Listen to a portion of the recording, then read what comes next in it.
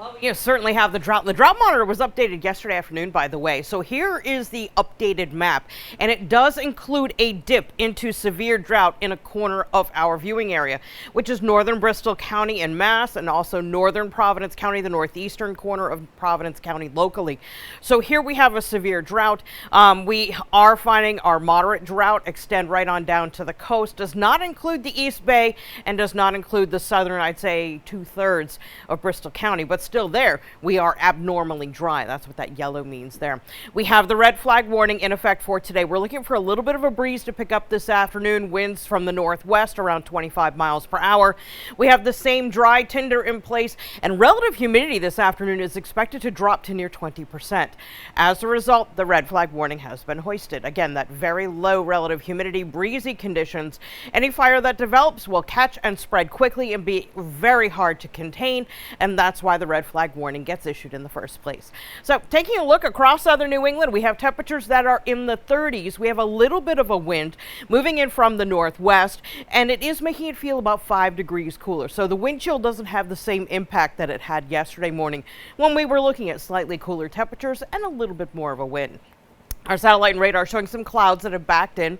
Now these clouds are associated with this front back here, but you'll notice it doesn't really make any forward progress. It's sort of being held in place.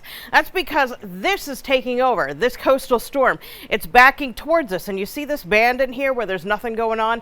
That's going to shift over southern New England as we go from mid to late morning, and as a result, we are looking at clearing skies. Now the coastal storm will hold to the east, that front will hold to the west, keeping us nestled right in the middle. High temperatures, thanks to a return of sunshine, will top out in the 50s.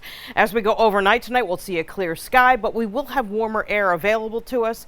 And that means a warmer start for your Saturday with ample sunshine, again, sandwiched in between those two areas of low pressure. Saturday highs should top out in the 60s, and Sunday we're going to do it all over again, starting in the 40s and upper 30s with ample sunshine, once again topping out in the 60s. And that trend is something we get to take into Monday of next week as well. We do have Tropical Storm Sarah. Sarah's forecast has been kind of nutty to track. It is a tropical storm. It is bringing torrential flooding rains across the northern coast of Honduras. It is expected to go through Belize, but now model estimates are having more of an inland track, and that means it's going to erode the storm even more before it even reaches the Gulf. That's good news. That means any impacts that we were looking at earlier in the week where this was projected to develop into a hurricane are really lessened. So we are escaping what could have been a pretty hard time midweek next week for coastal portions of the Gulf of Mexico. So there's some good news for us. So for today, mostly sunny. It will be seasonable. Your average high is 53. We're going to 54 today.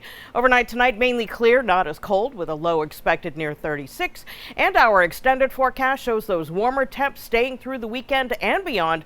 We have a 30% chance of showers on Thursday of next week. Otherwise, we're just staying dry. Cara?